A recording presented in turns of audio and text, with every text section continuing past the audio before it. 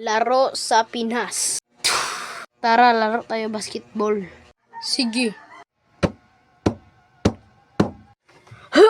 May laro nga dampa na ang gamit ay goma. Chris, laruan tayo sa kite. Sige, tara. Ning ning ning ning ning. Hala, pukutol. Kahit dyan, huwag mo kong iwan. Iniwan niya ako, pre.